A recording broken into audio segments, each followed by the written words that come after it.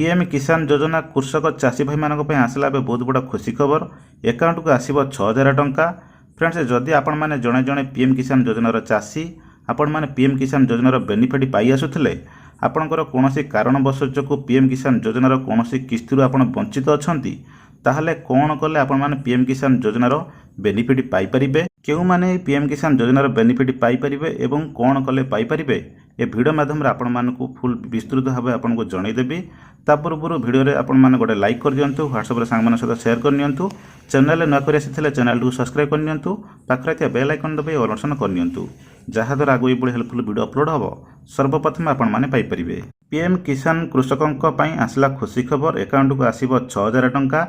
एही परिपक्ष रे कृषक अधिकारी कहिसंती जे जेउ कृषक माने कोनोसी कारणरू एही योजनार 17तम किस्ती टंका पाई पारि नांती सेमानकु ईकेवाईसी जमी विहीन किंबा एनपीसीआई कार्य करबाकू कहा जायछि। प्रधानमंत्री किसान सम्मान निधि योजनार 17तम किस्ती कृषकंक अकाउंट को पठा जायछि। एही योजना अनुसार पंजीकृत कृषक मानकु प्रति वर्ष रे 3टी किस्ती रे 6000 टंका प्रदान कराजिबो। बिहारर गया जिले में मध्य 3,38,357 कृषक पीएम किसान योजना सम्मान निधि योजना अधीन रे पंजीकृत होइछंती, जेतेबेले कि एही योजना अधीन रे केवल 29,04,946 कृषक लाभ पाई परिबे। सेठारे प्राय 84,000 कृषक अछंती जे माने प्रधानमंत्री किसान सम्मान निधि योजनारू वंचित होइछंती। प्रधानमंत्री किसान सम्मान निधि योजनारू वंचित प्राय 44,000 कृषक ईकेवाईसी कार्य करिनाहांती किंबा सेमानकर एनपीसीआई होई नाही किंबा सेमानकर जमी विहीन नाही।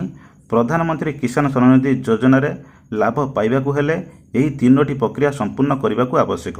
गोटे योजना रे असंपूर्ण रहिले मध्य कृषक मानकू एही सुविधा पाई नाहांती।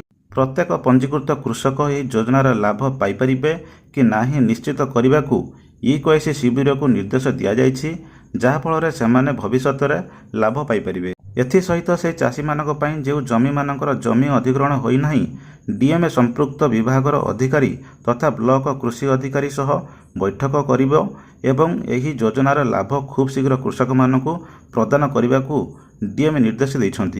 एनपीसीआई डीबीडी समक्ष ब्लॉक कृषक अधिकारी द्वारा परिचालित यह 13,749 चाषी को उपकृत करिबो।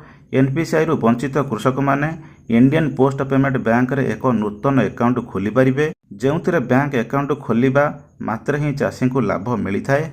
कैंप माध्यम रे ईकेवाईसी जमी विहीन एवं एनपीसीआई रो कार्य शेष करबाकू जिला अधिकारी निर्देश दैछंती। एही परिपक्ष रे कृषक अधिकारी कहिसंती जे जेउ कृषक माने जेकोसी कारण जोगुरु यही योजनार 17तम किस्ती पाई पारि नांती सेमानकु ईकेवाईसी जमी विहीन किंबा एनपीसीआई कार्य करबाकू कहा जायछि।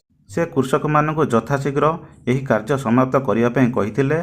जेउ माने एगुड़िक समाप्त करिसंती सेमानक पई पूर्वरु विचाराधीन 3टी किस्ती मध्य आपणक अकाउंट को जमा होइजिबो। किंतु उभय तेलुगु राज्य रे मध्य अनेक कृषक पीएम किसान योजनार फायदा नहीं पारि नांती। जदि आपणकर ए विषय रे किछि असुविधा रहिछि तेबे एई एक नंबर दिया होछि, नंबरटी होछि जोगाजोग आपण माने करि परिबे। अगस्त मास शेष सप्ताह रे किंबा सेप्टेम्बर मास प्रथम सप्ताह रे 18तम किस्ती प्रकाश पाइबो। जदि ईकेवाईसी किंबा जमीर समस्या समाधान हुए ताहले बाकी तक किस्ती आपण माने किस्ती पाई परिबे। ताहा सहित 18,000 टंका मध्य आपणक अकाउंट को जमा होइजिबो। तो फ्रेंड्स ये थिला पीएम किसान योजना को नहीं गोटे छोट अपडेट। जदि वीडियोटी आपण मानकु भल लागि था आपण माने गोटे लाइक करंतु, व्हाट्सएप रे सांग मान सहित शेयर करंतु। Thank you for watching.